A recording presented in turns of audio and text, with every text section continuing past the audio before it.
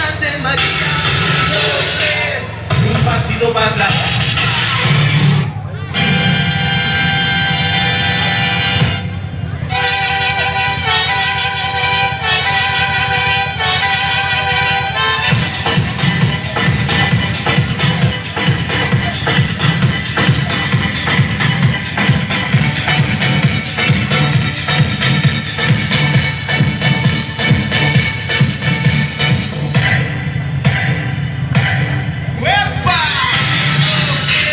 Un pasito para adelante, María. Dos, tres, un pasito para atrás.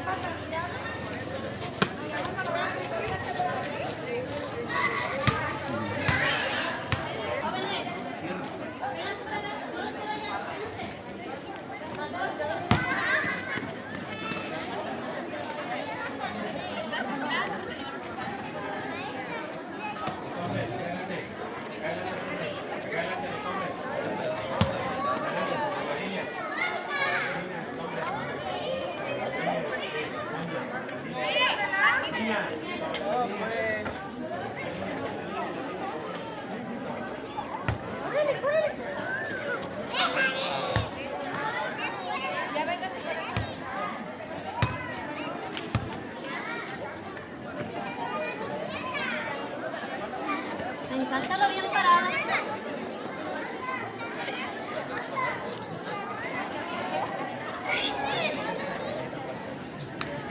Bueno. Hola.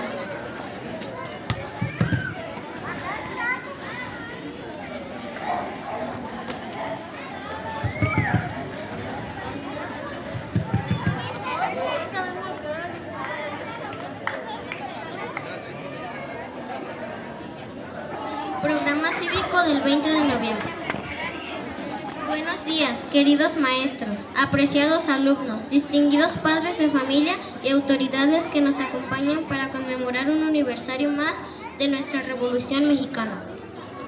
En este día, nuestra institución educativa Escuela Primaria Federal Benito Juárez les ha preparado un programa cívico-cultural para tener presente esta inolvidable fecha iniciada un día como hoy, 20 de noviembre, pero en el año 1910, que hoy en el año 2025 se cumplen 115 años de este importante acontecimiento que modificó el rumbo de nuestro país. Para hacer remembranza de este hecho histórico que nos ha dado identidad nacional, rindamos con respeto y amor profundo a nuestra bandera nacional con los honores correspondientes.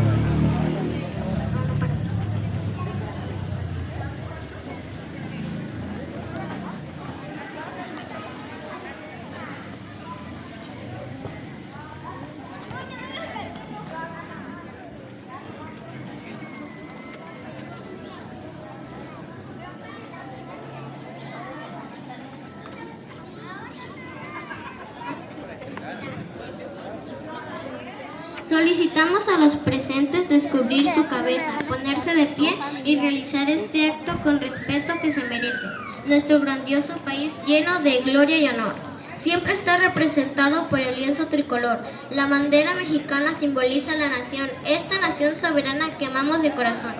Recibamos con el debido respeto que se merece. Atención, saludar, ya.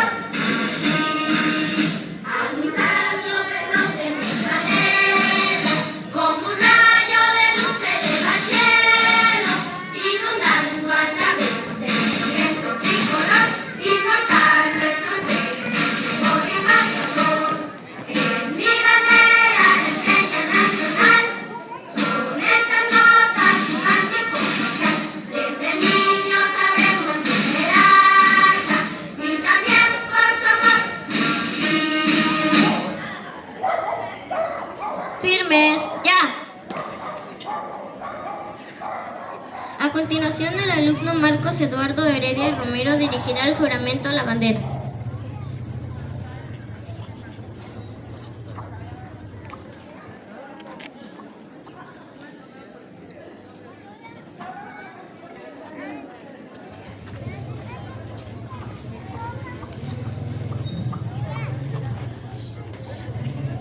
Repitan después de mí: bandera de México, legado de nuestros héroes, símbolo de la unidad de nuestros padres y nuestros hermanos. Te prometemos ser siempre fieles a los principios de libertad y de justicia que hacen de nuestra patria una nación independiente, humana y generosa, a la que le entregamos nuestra existencia.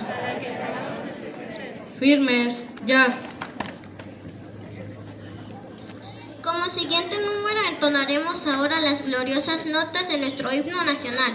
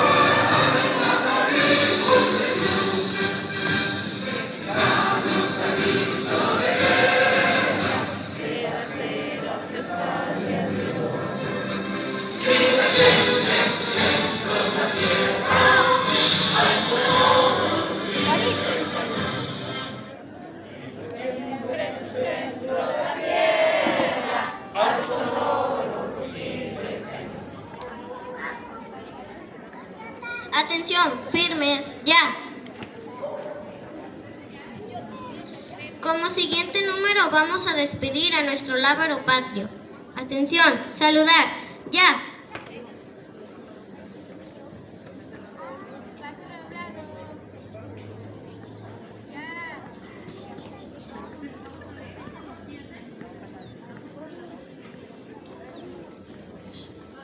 de cambio a la derecha.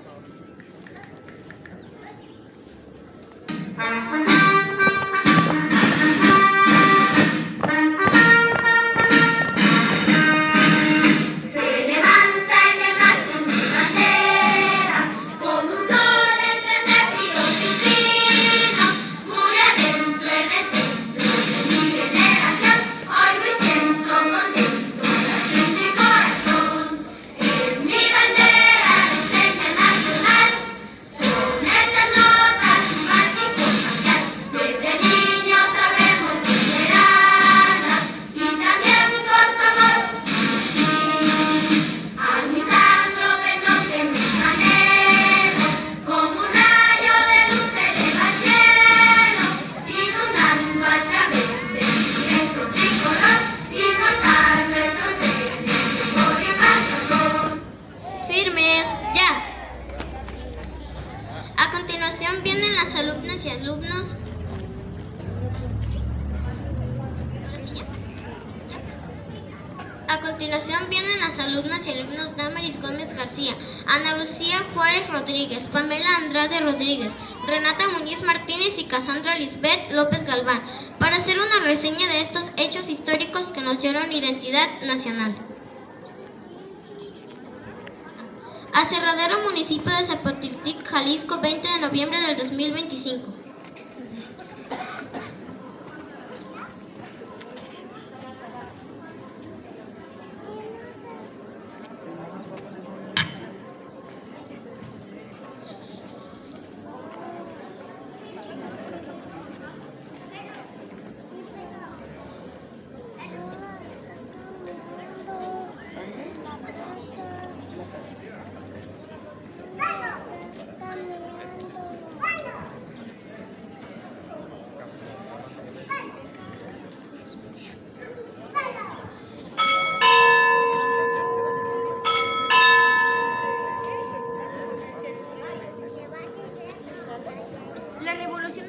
La Revolución Mexicana fue un conflicto armado, social y político que tuvo importancia significativa en la historia de México. Inició el 20 de noviembre de 1910 y finalizó en 1917 con la creación de la Constitución Mexicana. Se trata de una de las primeras revoluciones del siglo XX y sus consecuencias desencadenaron un nuevo sistema social y político para el país, para tener un buen entendimiento de cómo es de que se desató el conflicto. Primero tenemos que entrar en el contexto histórico, social, político, económico y cultural de la nación. El Porfiriato. Así es como él es conocido al régimen dictatorial que llevó al presidente Porfirio Díaz. Se colocó en el poder en 1876 y ahí se mantuvo por más de 30 años, hasta 1911. Es el antecedente político más importante, aunque durante su gobierno el país tuvo prosperidad económica. Al pueblo mexicano no estaba a favor de su presidencia por la desigualdad que sus políticas mostraban antes que la clase baja.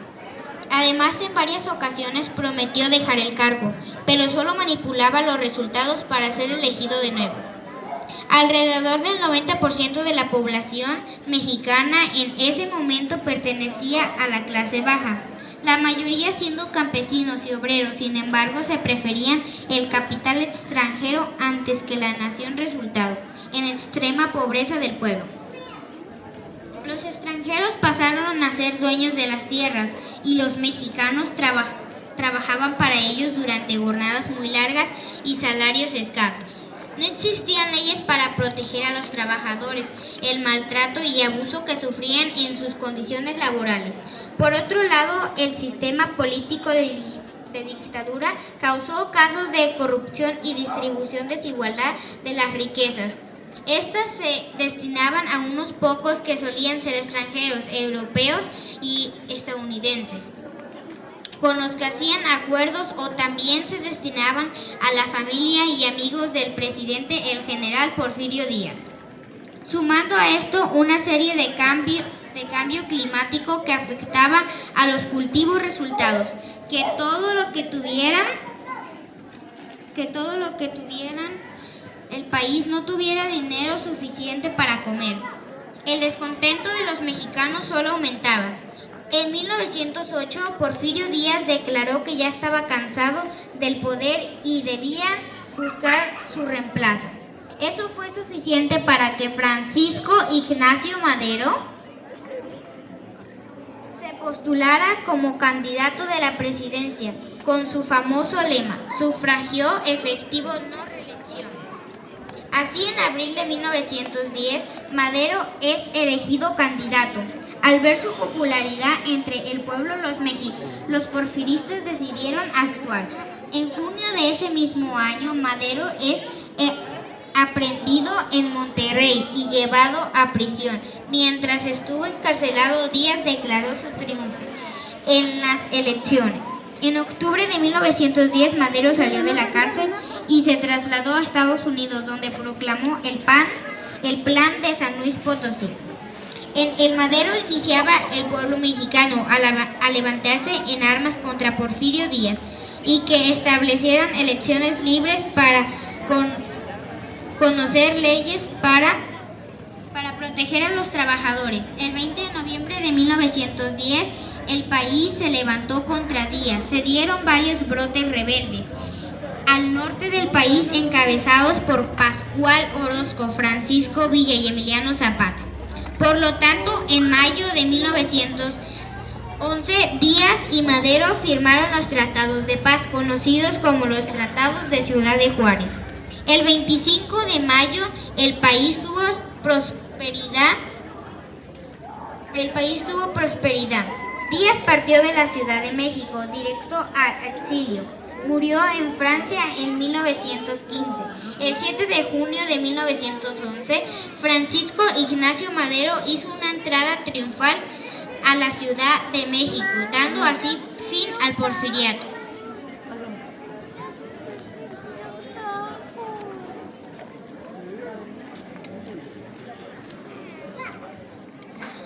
En octubre de ese mismo año se celebraron las primeras elecciones libres para elegir al presidente. Madero se postuló como candidato prometiendo una reforma agraria para proteger a los trabajadores entre la ley. El 6 de noviembre Madero es elegido presidente y toma el poder. Solo que al llegar al cargo, Madero decidió disolver el ejército revolucionario y no cumplió con lo prometido a la reforma agraria. Eso ocasionó el disgusto entre la división del norte, los que encabezaron los brotes rebeldes. Emiliano Zapata proclamó en noviembre de 1911 el Plan de Ayala contra Madero por haber incumplido sus promesas y por haber ocasionado más desigualdad en la sociedad mexicana. Y fue presidido por Victoriano Huerta, militar que participó en la escena trágica. El 22 de febrero, Francisco Ignacio Madero y el vicepresidente José María Pino Suárez fueron ejecutados. Sin embargo, el gobierno de Huerta resultó ser una restauración del porfiriato. Se convocó una movilización en contra de Huerta encabezada por el gobernador de Coahuila, Venustiano Carranza. A él se le unieron Francisco Villa y Emiliano Zapata. Con eso se formó un ejército constitucional bajo el Pacto de Torreón. La revolución constitucionalista se dio en todo el país. Huerta, por otro lado, decidió disolver la Cámara de Diputados, la cual había sido elegida de manera libre.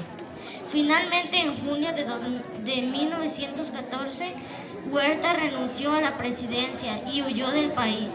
Ya en octubre de 1914 comenzaron las elecciones de convenciones revolucionalistas en la Ciudad de México, convocadas por Carranza buscando evitar